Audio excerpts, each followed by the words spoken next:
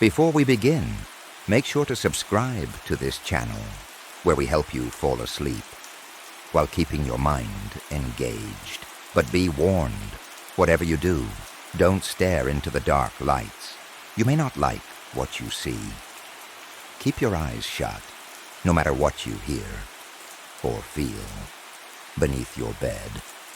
And most importantly, stay under the covers.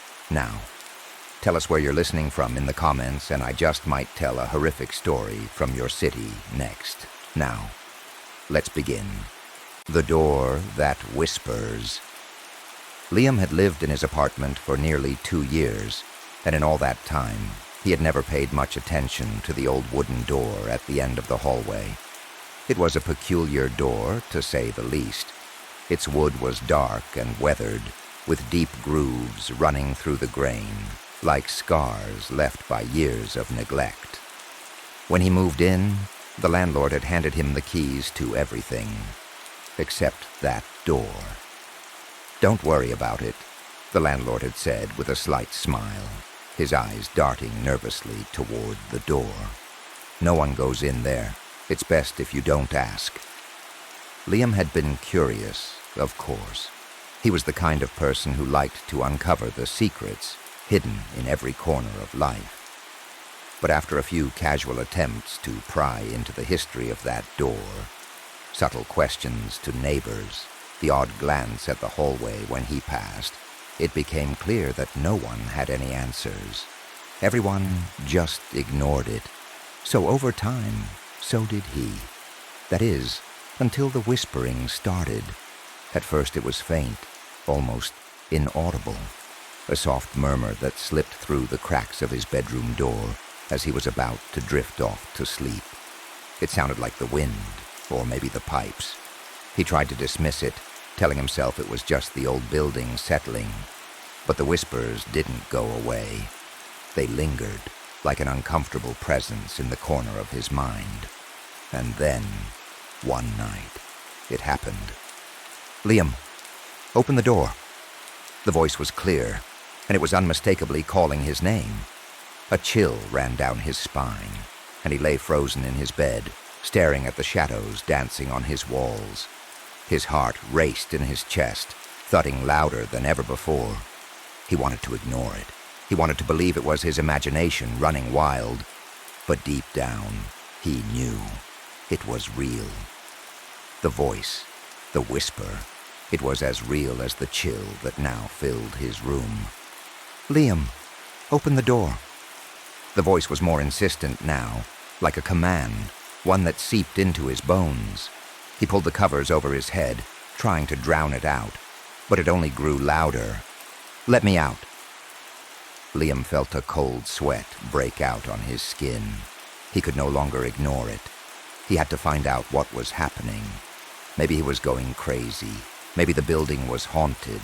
Or maybe, just maybe, there was something more sinister at work. He couldn't stay in his room any longer. Grabbing a flashlight from the drawer, Liam stood up. The light flickered as he stepped into the hallway, his breath shallow in the sudden cold. The hallway was eerily quiet, except for the whispers, which now seemed to echo in the still air. The air was colder here, thicker, like something was watching him. The old wooden door at the end of the hallway loomed like a dark sentinel. The scratches along the frame were fresh, jagged gouges that hadn't been there the day before. He felt a sudden pang of dread deep in his stomach. His feet carried him forward, though his mind screamed at him to turn around, to go back to the safety of his apartment, to pretend none of this was happening. But it was too late for that. Liam reached for the doorknob, his hand trembling as his fingers brushed against it. It was ice cold, colder than anything he had ever felt. His heart pounded in his ears as he hesitated, just for a moment. Then with a deep breath, he turned the knob. The door creaked open, a sound so loud it made him wince. What he saw beyond it took his breath away. It wasn't a room, not in any sense of the word. There was no furniture, no walls, no windows, only an abyss, dark, vast, and seemingly endless. The air around him seemed to shift and pulse like the space itself was alive, waiting. It was a void, like looking into a rift in the very fabric of reality. The flashlight trembled in his hand, casting only faint light on the endless darkness beyond the door. And then, a movement. Something moved within the void. Something not quite human, not quite animal, but something dark and alive. A voice, soft and sinister, slid into his ear. "You shouldn't have done that." The cold intensified, crawling up his spine. Before he could react, something reached out from the blackness. It wasn't a hand. No, it was worse. A tendril, thin and long like fingers, shot out from the void and wrapped around his wrist with a grip so tight it made his bones ache. Liam gasped, trying to pull away, but the force was overwhelming, dragging him toward the door, toward the darkness. His breath came in desperate gasps, but the air seemed to grow thicker, suffocating him, stealing his voice before he could scream. And then, just as quickly as it had begun, the force released him. Liam stumbled backward, his heart racing, his head spinning. But something stopped him. The mirror in the hallway, right across from the door, reflected his image. Except it wasn't him. Not entirely. In the reflection, Liam's face was smiling. A wide, unnatural grin stretched across his face, one that shouldn't have been there. His own eyes, staring back at him, were filled with something cold and empty, something not him.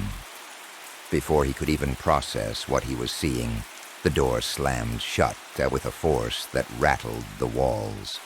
The hallway was silent again. Liam was never seen again. But sometimes, late at night, if you stand in that hallway and listen closely, you can still hear the whispers, and they're calling for someone new. Still awake? If you made it this far, you might want to check your hallway tonight. Some doors are meant to stay closed. For more chilling stories, hit that subscribe button and share your thoughts in the comments below. Are you brave enough to listen for the whispers, or do you prefer to keep your doors shut? Let me know where you're listening from, or if you have a story request. I might just tell it next.